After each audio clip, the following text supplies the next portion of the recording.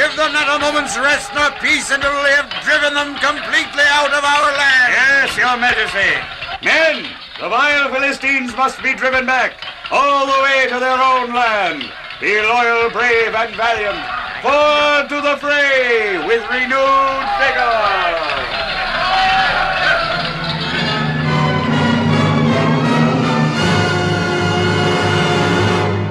Greetings, dear. Do you return from the battle in victory or defeat? I've never lost a battle.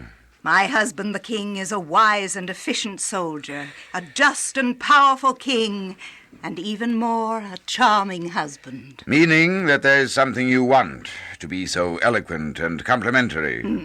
I love my husband. Love brings eloquence of thought and speech. Your Majesty. But why do you stare so, scribe? Have you never before heard a wife greeting her handsome and successful husband?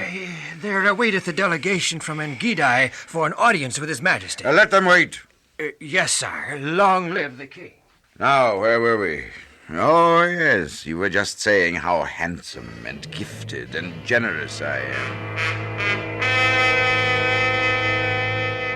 So, you're from Engedi, huh? Fine. Now just state your mission briefly and be done. We thought it likely, Your Majesty, that you would care to know the present whereabouts of David and his renegades. Well, it is quite likely that I would. Do you know? Yes, Your Majesty. Where? In the wilderness of Engedi, sire. General Abner, choose you 3,000 of the best men in all Israel. We will seek David among the rocks and crevices. We will find and kill David.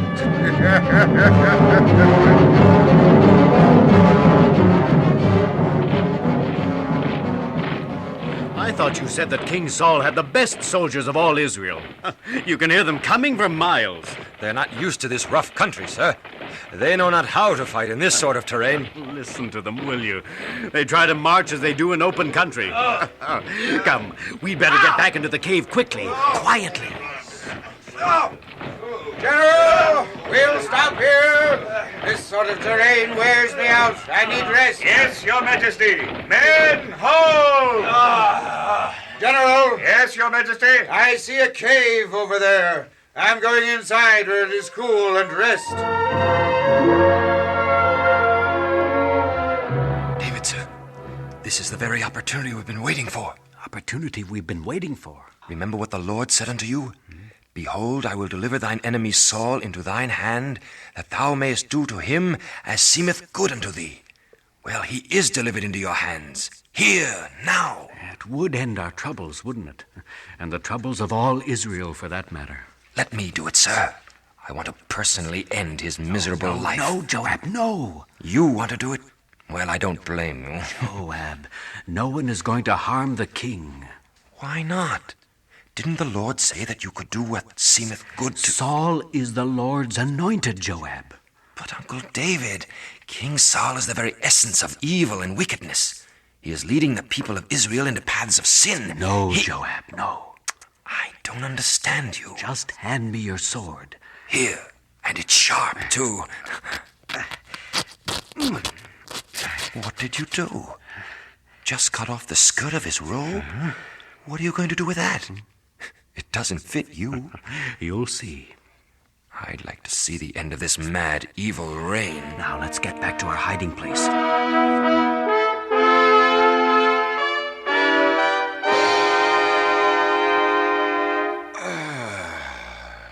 Well, that was a good rest. Now, to continue the search for David. Abner! Abner! He's probably out hunting for signs of David. Now I'll have to find him. But he surely left guards at the entrance of the cave. They'll know where he is.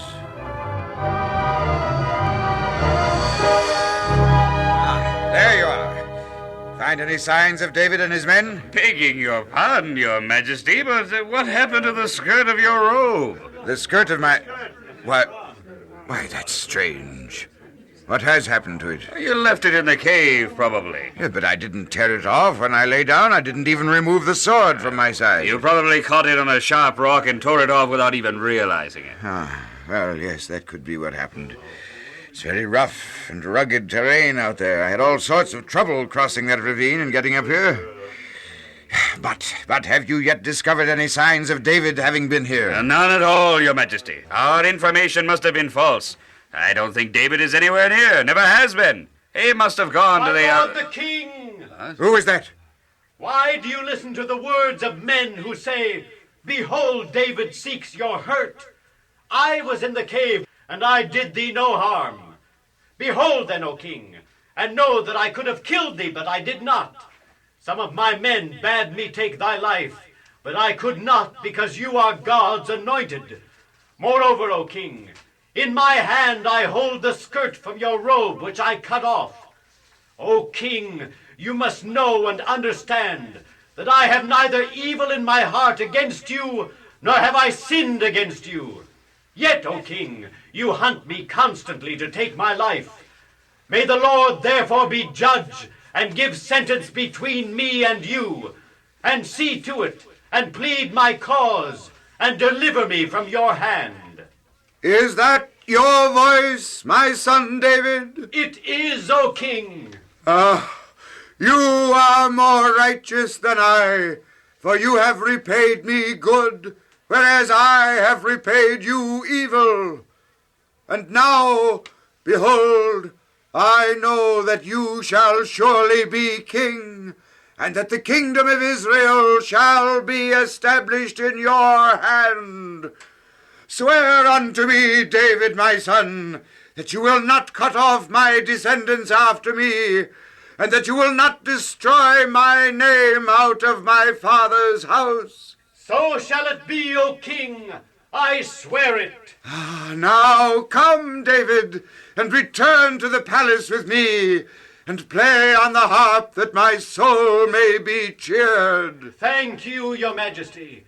But I and my men shall remain here in the wilderness. Farewell, your majesty.